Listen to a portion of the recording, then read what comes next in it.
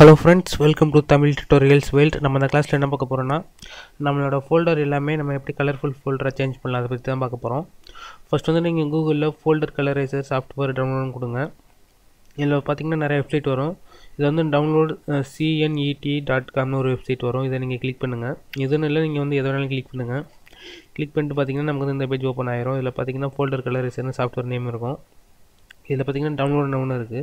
இதை நீங்கள் ப்ரெஸ் பண்ணி நமக்கு வந்து டவுன்லோட் ஆக ஆரம்பிச்சிடும். இதோட சைஸ் பார்த்தீங்கன்னா மினிமம் ஒரு 1 MB தான் இருக்கும். கீழே நீங்கள் ஸ்க்ரோல் பண்ணி இதோட ஐக்கான்ஸ் கொடுத்துருப்பாங்க. பார்த்தீங்கன்னா நம்ம ஃபோல்டரோட கலர் நம்ம இந்த மாதிரி சேஞ்ச் பண்ணி வச்சுக்க முடியும். இப்போ நம்ம வந்து இதை எப்படி சேஞ்ச் பண்ணலாம் அதை பற்றி தான் பார்க்க போகிறோம். ஃபர்ஸ்ட் வந்து நான் என்னோட டெஸ்க்டாப்பில் வந்து நான் ஒரு சில ஃபோல்டர் காமிக்கிறேன்.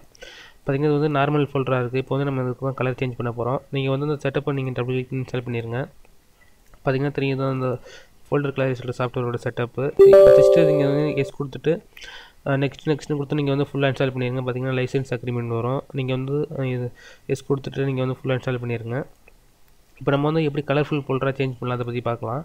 இப்போ வந்து நீங்கள் இன்ஸ்டால் பண்ணிட்டீங்கன்னா இதை ரைட் கிளிக் அந்த ஃபோல்டரில் வச்சு நீங்கள் ரைட் கிளிக் பண்ணுங்கள்.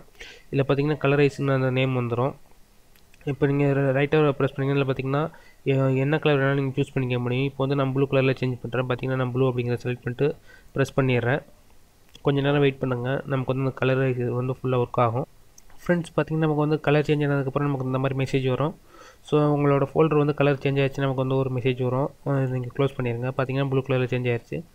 நீங்கள் ஜஸ்ட் அந்த கலரைஸ் அப்படிங்கிறத கிளிக் பண்ணிட்டு உங்களுக்கு என்ன கலர் தேவையோ நீங்கள் அதை செலக்ட் பண்ணிடுங்க. செலக்ட் பண்ணிட்டு நீங்கள் ரீஃப்ரெஷ் பண்ணால் போதும் நமக்கு வந்து அது ஃபுல்லாக சேஞ்ச் ஆகிரும். ஸோ அவ்வளோதான்.